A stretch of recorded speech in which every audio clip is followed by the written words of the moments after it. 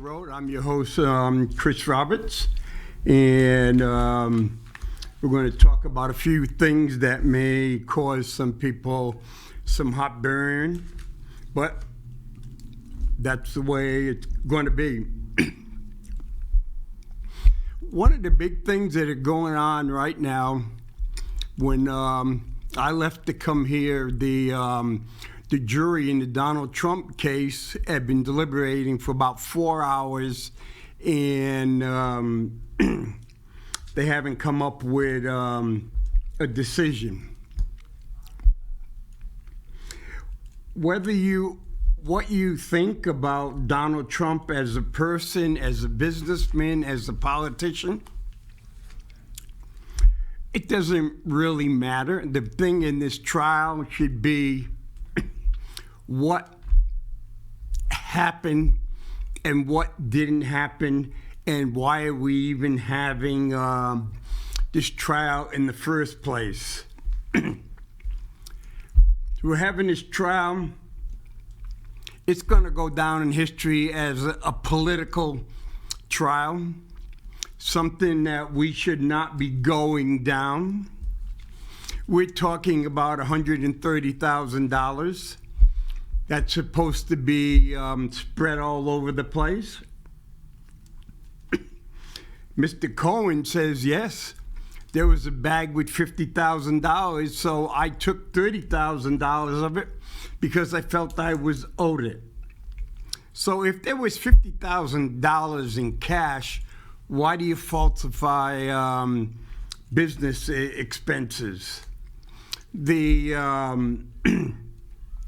I was listening to reading part of the closing arguments by the prosecutor, and the prosecutor said that we need to convict Donald Trump of election fraud, campaign finance fraud, and because he influenced the election. And then he came out and says, it doesn't matter if he did it or he didn't do it. It doesn't matter if he had sex with Stormy Daniels or not. It doesn't matter if she was trying to do a shakedown extortion of it. It doesn't matter if she was committing a crime.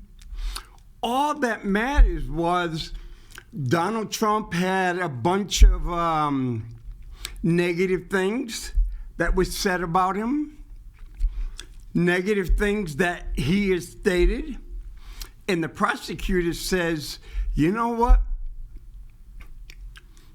He did this to pay her so this wouldn't come out in public. So the prosecutor is saying, if someone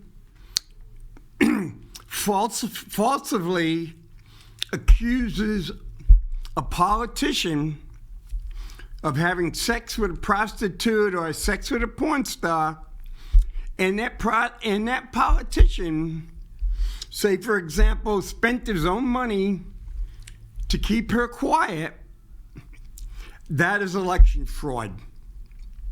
Well, you know what? That would be open doors for people to accuse politicians of a lot of things. Hey, no question, some politicians are quite slimy. I wouldn't trust them with the welfare of my family. I wouldn't trust them to be around my family. I spent 12 years up at Concord, yes, and there was a lot of nasty, underhanding, self-serving individuals up there who were only up there for their own two reasons: to benefit themselves and restrict people's ability and freedom to do things based on what they thought was right. Not what the Constitution said, not what law says, but based what they thought was right. Okay? Like I said, you know what? Donald Trump is not a nice man. He's not an honorable man. He's committed a lot of things that are highly questionable. Without doubt, they're most likely illegal. He's pushed the limit. He has lawyers that push the limit. All billionaires, that's why they pay hardly no taxes, because they pay to buy people to go to the State House, to go to Congress, to write the laws to benefit them at our cost. But I have really serious problems with this court case. And like I said before, why do you bring up what type of sex that Donald Trump was supposed to be engaged in? There was a whole bunch of stuff that had nothing to do with whether he paid $130,000 to somebody and he tried to do it to influence the election. Well, the Federal Election Committee has already stated there was no crime committed by Donald Trump. And if we set the system where every state district attorney has the ability to say, we don't care what the Federal Election Committee stated, we're going to haul this individual in and we're going to accuse him or her of a crime. And then we're going to use the ability to bring out all the stuff that trashy magazines like National Enquirer and all stuff like that would print. Oh, next thing you would see, well, Donald Trump had sex with a space porn actress, an alien porn actress. And that wouldn't be slander, because the majority of the people would not believe that is true. There's a difference between slander and there's a difference between satire. But once you get into the courtroom and you go into the discovery process, so much information can come out that has nothing to do with the trial going on. And so, as I stated before, I don't like Donald Trump. I don't like Joe Biden. I don't think either one of them is fit to be president. And I believe if either one of them got elected for president due to their health conditions and things like that, they would most likely die of natural causes over the next 4 years. Plain and simple. If you look at statistically, 82 and 78, Donald Trump is extremely overweight. He gets extremely violent and bang, he could do that, bingo. He could have a stroke or he could have a heart attack. President Biden, he's losing it. Plain and simple, he's losing it. He does not have the ability to stay focused all the time. And so I would not want either one making decisions on where we are going as a country in the future. And so I think this is a bogus case. I think that things like this, the cities and states and everything have used it through other ways to fine people for actions. So it's going on. And now the other one saying, well, you know what? If Donald Trump was innocent, he would have got on the stand. The law says you do not have to testify in your own defense. And not testifying in your own defense does not equate to being guilty. Part of the thing is when you get up there on the stand, you can be attacked from all areas. And the lawyer, the prosecutor, they can ask way out of the left thing. And then there can be objections. Then the judge would say to the jury, disregard that. No, they don't disregard that. Why? How would I know? Because when I was in California, a kid pulled the gun on me while I was running, and the guy said, nope. Cop came and arrested me. And they said, oh, yeah, you're going to put, the judge says, just plead guilty and we'll get it over. I go, hell no, judge. And then I says, nope. And I end up going to trial. Yes, I defended myself. And I was not convicted.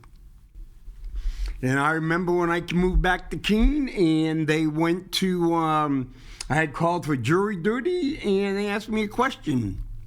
Do you trust all cops that they'd be being truthful and everything? I says, no, I have to make that decision based on each individual police officer. Because when I was there was 2 police officers told the other police officer, no, he didn't do it. The guy pulled the gun. He reacted. Well, it's only a toy gun. Well, when you're running down the street and the kid's on a bike, and all of a sudden you look at the corner of your eye and you see the barrel of a pistol, you react. Plain and simple. And so, yeah, it cost me a lot of money to go through trial, get my own lawyer, come up with all diagrams and all that kind of stuff.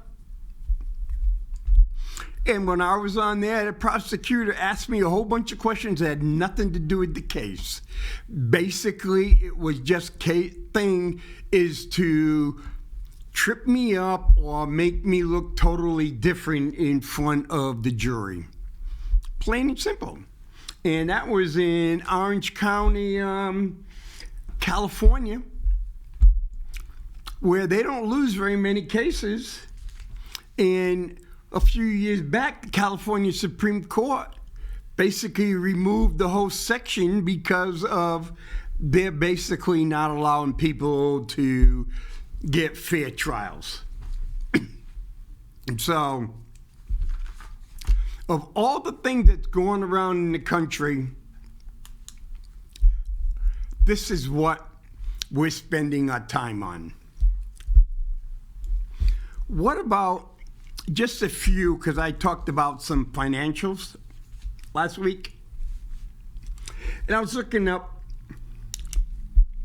there's 1.7 million people, homeowners, that bought houses in 2019.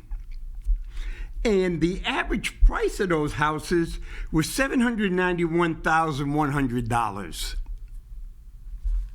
Wow, that's a lot of money. But most of the people could not afford those houses.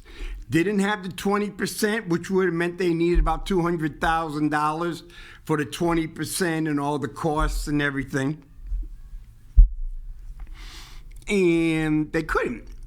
So they go, hey, no problem at all. We'll give you a 525 mortgage. Okay? So in 2019, these people took a 5-year locked percentage rate of 3%, and after 5 years, their mortgage would readjust to the current rate. Okay? The current rate right now for these 1.7 million homeowners who bought their house in 2019 is 6.5%. For some people, their payments are going to almost double. a lot of people, for most of the people, they'll be spending at least $12,000 to $15,000 extra just for interest. So, wait a minute. We're talking about Donald Trump's trial. What about 1.7 million people that are going to look like they got to get $12,000 to $15,000 extra to pay on their home, and because that $12,000 to $15,000 will not put a single penny of equity in their house? I can guarantee you that a lot of those people are going to sell short, or they're going to lose their house. Some may be lucky enough to remortgage, but you still have to remortgage at the higher rate. I think that's pretty significant. Okay, when President Bush was the president, in 2004, the federal budget was $2.2 trillion. In 2016, when President Obama was there, the budget was $3.7 trillion. Okay? 8 years ago, 3.7. This year, the budget is $6.8 trillion. $3.1 trillion more than it was 8 years ago. Okay? So, the federal government increased the budget by 80% over the last 8 years. So, this is not the way to do it, but let's for a simple. So the budget has been going up 10% every year for the past 8 years. We'll round it out and say between Trump and Biden, bingo. Between Trump and Biden, the deficit's about they've added about $15 trillion to the deficit. So you could say in 7 years, Trump and Biden have created over 40% of the federal deficit. Okay? So if the thing is $3.1 trillion, okay, 8 years. So the federal government has spent about $15 to $18 trillion more total since President Obama was president. Okay, say we make a nice easy $15 trillion. Now tell me how your life is better. Where did that $15 trillion go? I know it was spent because the deficit is up to cover that, because all that extra money wasn't there. It all went on the credit card. So where did that money go? And how did that money improve the average American's life? That's the question we should be asking our congressmen, our senators, our governors, our presidents, our state legislators. Where did that money go? Can you tell me where $15 trillion went and how that $15 trillion benefited the people of the United States? Homeless is up. Poverty is up. The number of people without medical insurance is up. Unemployment's up. And I had talked about unemployment last week, and they go, well, we got the lowest unemployment in a long time, okay? We got more people working than ever before, okay? While that is truthful, but that's also a lie by omission. Public officials know how to lie by omission. If they don't want to do it, they hire people who lie by omission. So we talked last week about the president's press secretary, who rarely gives the truthful answer, or as Perry may say, the whole truth and nothing but the truth. Okay, right now, there's 161,545,220 people working in the United States. A lot of people. And so, but there's 336 million people in the United States. So you can say we have about 50% of the people that are in the United States right now are working. Okay? That percentage would be higher, when you take people under 15 and older people over 65 out of that. But we're not going to do that today. Let's go to 2020. 24 years ago, 161,331,824. Okay? So,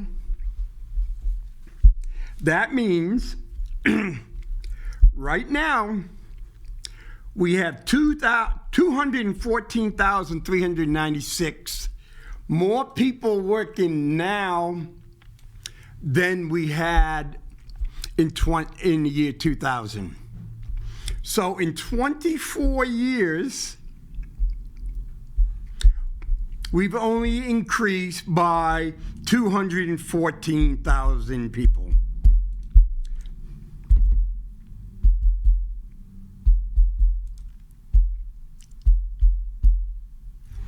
So that means job growth has been less than 9,000 a year. That's right, 9,000 a year. But you go in and say, wait a minute, the federal government says we had 300,000 new jobs, okay, last month. Or we had 250,000 new jobs last month. But how does that numbers add up? If you have 200,000 new jobs created, you're talking at least 2.4 million jobs created in a year.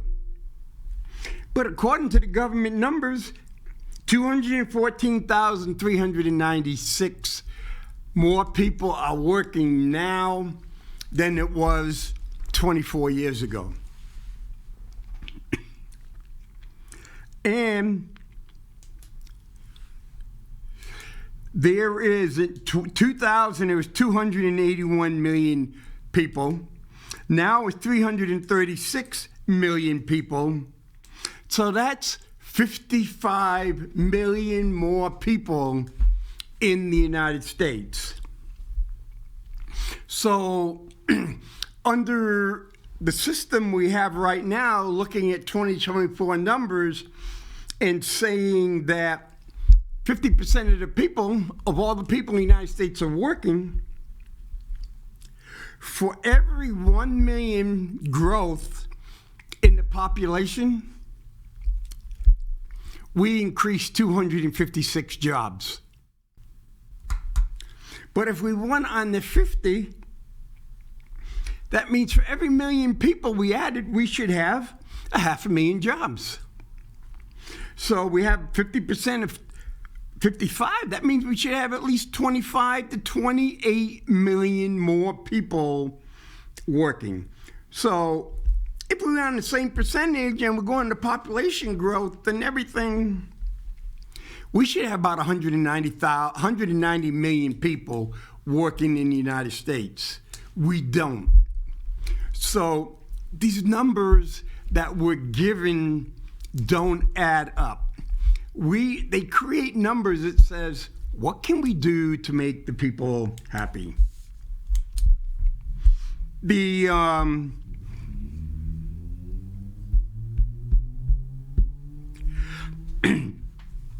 We go and say, excuse me, median income is up. Well, the median income right now, that's 50% above, 50% below, is $39,538. You know what the median income was in 2000? $31,822. Okay. President Biden was talking about how inflation, everything was so low under his watch and everything. And I think since President Biden has been president, I think the Social Security increases and things like that have been like 19.2% over the years. Like the 8.7, the 5.9.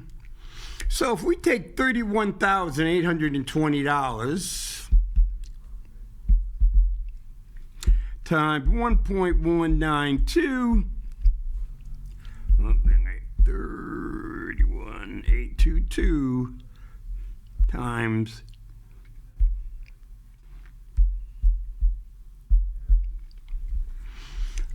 you know what that does? Just the inflation of the last 3 years, when you look at that, just the inflation, you would have had $37,931 to match the buying power of the year 2000. But then when you throw the other 20 years of inflation in there, that $39,538 is below the 2000 number in inflation corrected dollars. You go, hey, in the year 2000, the average house was $164,000. I bought my house for $88,000. Well, the average house is $412,000. There's not too many people that can afford $412,000. Maybe if I sell my house and use that money as a down payment and have a mortgage until I die, that's not affording a house. But that's an inflationary effect. And you go, well, that's a house. Why does it affect me? Well, when the prices of houses go up, so does rent in apartments go up. Try go buying a new car. The average new car in 2000 was $22,000. The average new car right now is $51,000. Going down in price, but it is going down. So, you know what? President Biden's son is getting ready to go on trial. These are all distractions from us learning about the seriousness of the financial situation the country's in, the seriousness of the lack of preparation for people to retire. The money is not there. And none of these people want to prioritize what is important to us. A lot of the individuals, they've got the taste of power, and they do not want to give up power at any cost. Any cost whatsoever. They don't care. They want the power. And you know what? It happens everywhere. It happens in companies. It happens on select boards, city councils, mayors, all the way up. And that's why we have the thing in the Constitution. In some states in their Constitution, there is term limits. Okay, today is the 854th day of the Ukrainian-Russian war. And basically, France wants to put NATO troops in Ukraine so Ukraine can use more of its troops to fight the Russians. But if we put NATO troops in Ukraine, and if they get killed, does that automatically require the United States and the rest of the NATO countries to come to the defense of France or Poland in Ukraine? Oh, that's a tough question. But now, okay, Russia, when it comes to technology, hacking, and all this, they're extremely good at that. Russia, China, and North Korea know how to inflict a lot of damage without having to use troops. And the thing they're talking about, Russia activates sabotage plans in Europe, experts say. And an individual, a professor, I can't pronounce his name, professor of intelligence and national security at Coastal Carolina, this is an unprecedented phenomenon in Western post-war history. Some of the examples: in late April, 2 Finnair flights were forced to return home after GPS jamming prevented them from landing in Estonia's second largest city. The airline suspended flights for a month to find an alternate landing system. It is possible that the interference observed in aviation currently is most likely a side effect of Russia's self-protection. In practice, self-protection interference is used to prevent the navigation of control drones controlled by Global Navigation satellite system, says the interference has not only remained within Russian borders, but has also reached Finnish territory. Bingo. So Russia is doing the jamming of the GPS satellites and preventing the jamming in Russia. They're going over to Ukraine, so they want Ukraine to jam. And then the jamming does not stop at a border. The jamming doesn't respect the border. Soviet operate in their proxies. Typically, they're doing electric cables, power stations, pipelines, transport, telecommunication, said a senior lecturer at the War Studies Department at King's College in London. We're seeing this happen at a time of escalation. That's a key part of Soviet doctrine. They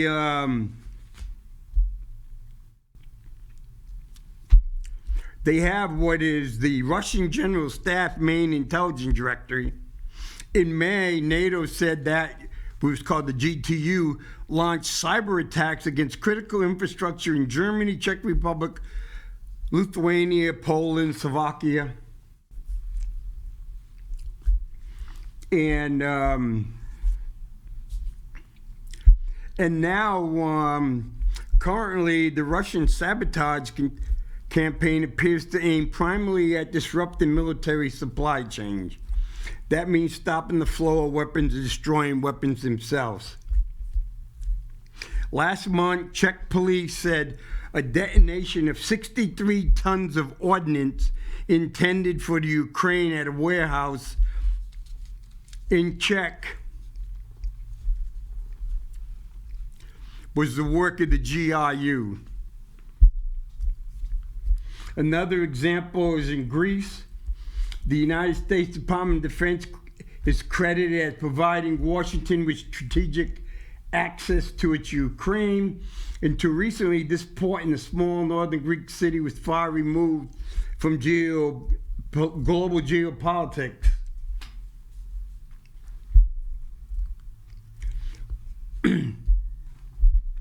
The North Sea today is just a dense industrial infrastructure environment where there's multiple points of failure. It is not pipelines, data, electric cables that crisscross the shallow sea floor, which come under suspected attack most recently when a Russian-operated Chinese merchant dragged its anchor on the sea floor, rupturing the Baltic connector gas line and telecom cables between Estonia and Finland last year. Someone did that to the Russian pipeline into Germany that just blew up. It goes both ways. And we're talking about a lot of emerging infrastructure.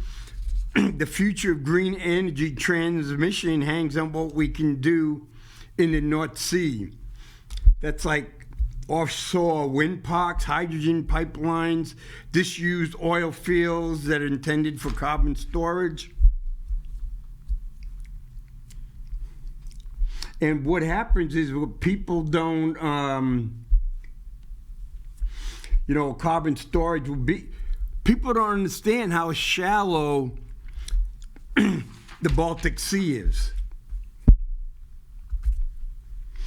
Like the guy said, you don't need a submarine. Most of the time, it's easy to do it from the surface to hide in the official traffic. You can do it with divers, you can do it with anchors, you can do it with submersibles, and you can use submersible drones.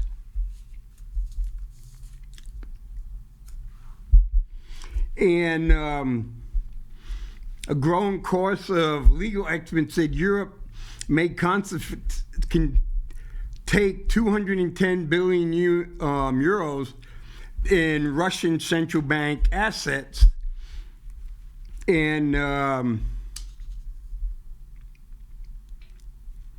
let's see, France wants to go send the troops to man Ukraine's rear, and Estonia says some may have already done that, and the Baltic countries fearing attacks have already putting their economy on partial war footing. But Germany, because of a lot of stuff that we put on them in the Constitution, just like we would Japan after World War II, there's a bunch of stuff they can't do.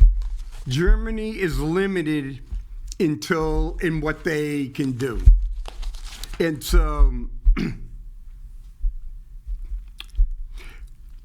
Ukraine and Russia is going to be a war of attrition. And if you study the history of Russia, Russia has no problem with wars of attrition. Plain and simple. And the key is, you got to remember, we spent 20 years and trillions of dollars wasting time in Afghanistan, in Iraq, and still spending in Syria. While during that time, Europe was having a great time with their economy, not spending less and less in their defense, because defense extracts wealth from the economy. Yes, some workers make, but if I build a $1.5 million cruise missile and I fire that cruise missile, what is the return on that $1.5 million? It's gone. If I invested $1.5 million in the economy for the people, it turns over and turns over. But it doesn't. Okay. One of the things that it's a subject that people are afraid to touch. You're afraid if you talk about it, you could be called anti-Semitic. And a lot of people, the political leaders, are going and saying, well, which is going to get me the most votes? Second is you got these billionaires are going and saying, you know what? If you continue to have these protesters, I'm not giving any more money. And then you got people arguing at protesters, saying no. But I look at this, I'm old enough, so I saw the protests, the civil rights protests, watching them on TV and everything. I watched the anti-war protests. We have protests throughout our history in the United States. And sometimes when you have these protests, then the people in power will then use police force to arrest protesters, which will only cause more protesters. Some protesters will even get killed, like Jonathan Daniels from Keene. Martin Luther King, there's been a lot of protesting. We have changes in the United States because of protesting. Yes, we've had KKK protests, we had Nazis protests, all different groups protests. But that's part of the United States, the right to assembly. And to me, if you're paying $60,000 to go to Harvard or Yale or Southern Cal,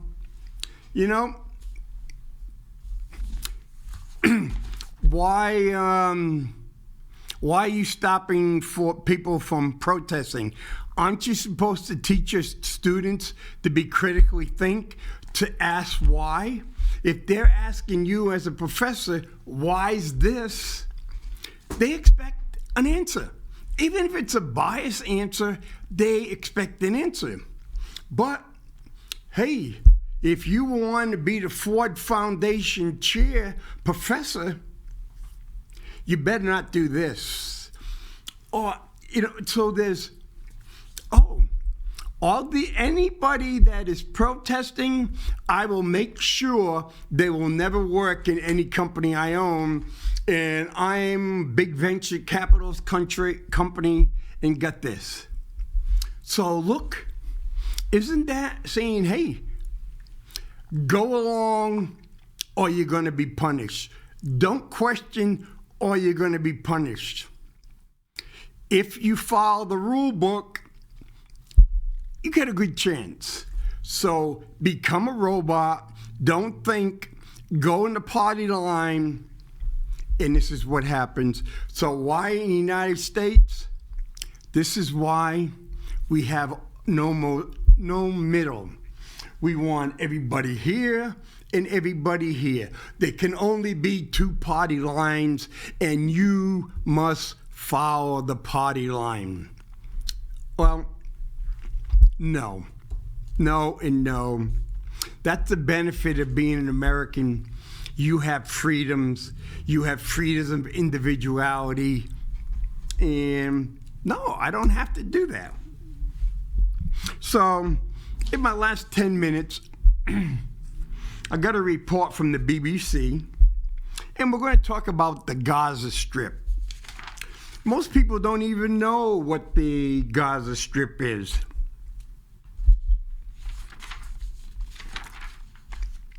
The Gaza Strip, about 2 million people live in the Gaza Strip. Okay? And the Gaza Strip is fenced off in the north by Israeli. It's fenced off by the border by Egypt on the south. And then you have Israeli gunboats at the sea. Okay? And the Gaza Strip, at its widest,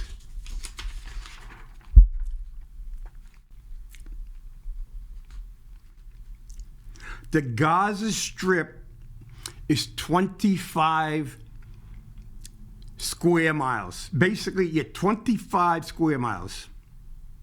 Oh, it's an wait a minute. Oh, on the ocean, it's 25 miles. That's all they have. So look at it this way: from Israel to Egypt, the Gaza Strip runs from, say, here to Gardner, Mass. That's the ocean part. Okay?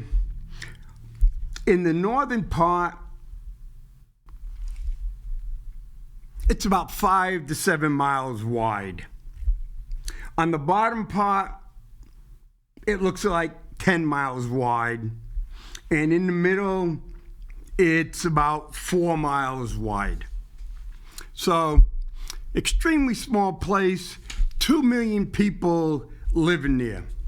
So, if we did 10, so say if we said, okay, it's 25 and go at the biggest at 10, so it's about 250 square miles.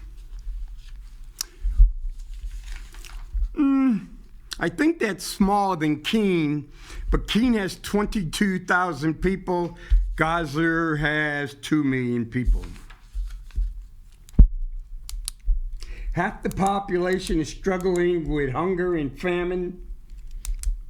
The Palestine is split into 2 places, and prior to the conflict, okay, I am not supporting Hamas at all. What Hamas did was horrific. What Hamas did, it did not go against all military targets. It went against innocent civilians, and that is a war crime. That is regular crime. That is murder. To show you how poor the people in the Gaza Strip was, before the war started, over 500 trucks a day brought food and medicine and things into the Gaza Strip. That was from aid, UN, United States, all of those.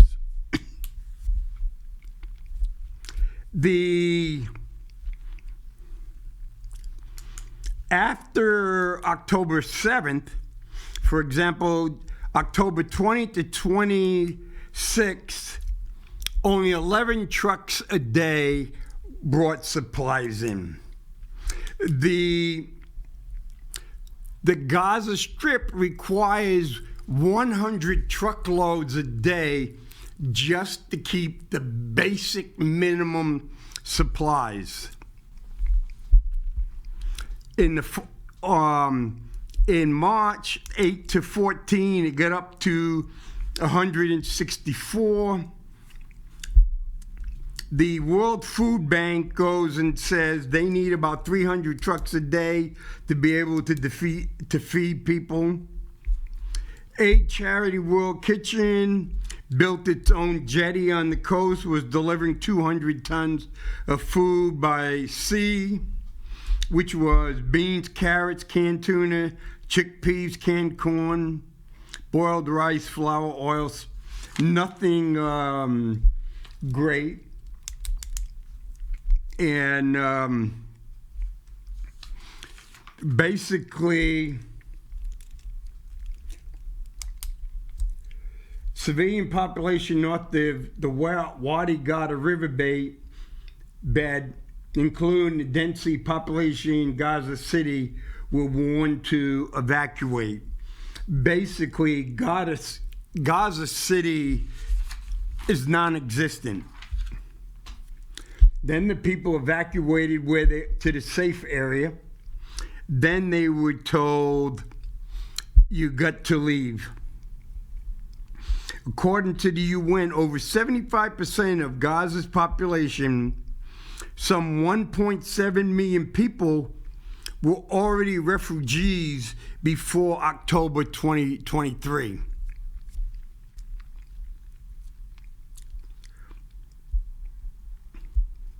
A Palestine refugee is defined by the UN as people whose place of residence was Palestine during the period of 1 June 1946 to 15 May 1948, and who lost both homes and means of livelihood as a result of the 1948 war. More than 500,000 of the refugee population live in 8 crowded camps, which became densely packed, built-up areas located along the Strip.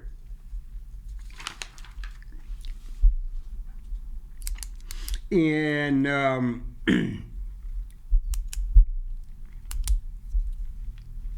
so in the timeline, it goes, on October 8th, 123,538 people left Gaza. By October 12th, it was 423,000. Then October 13th, Israel ordered an evacuation. October 16th, there was 1 million people that were moving south. And by the 20th of March, there was 1.7.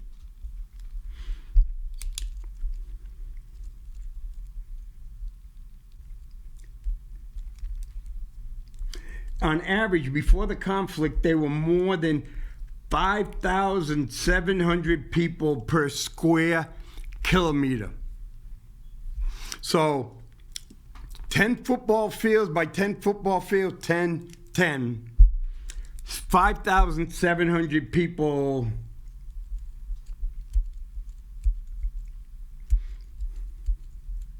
That is the, basically, that's high density, like I said, like in the city of London, but mostly all these people are in tents. The World Organization says 80% of the civilian infrastructure, including homes, hospitals, schools, water, sanitation facilities, have been destroyed or severely damaged, and it will take billions of dollars in investments over decades to recover.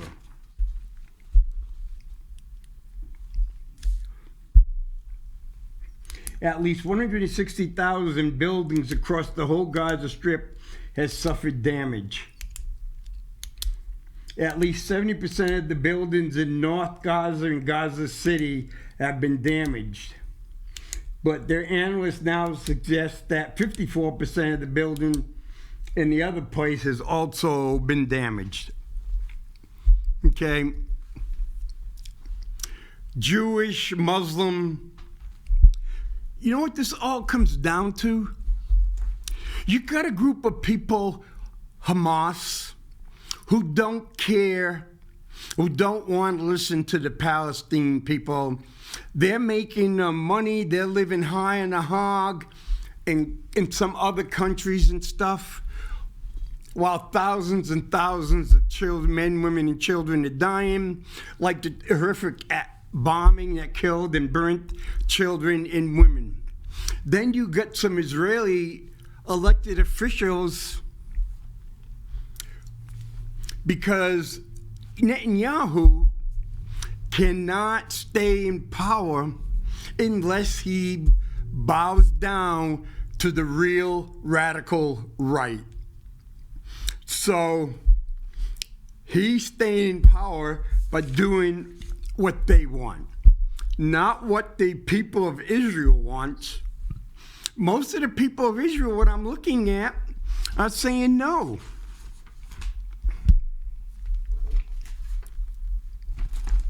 The Jerusalem Post, one of the oldest papers in Israel, says Israel has lost the war in Gaza.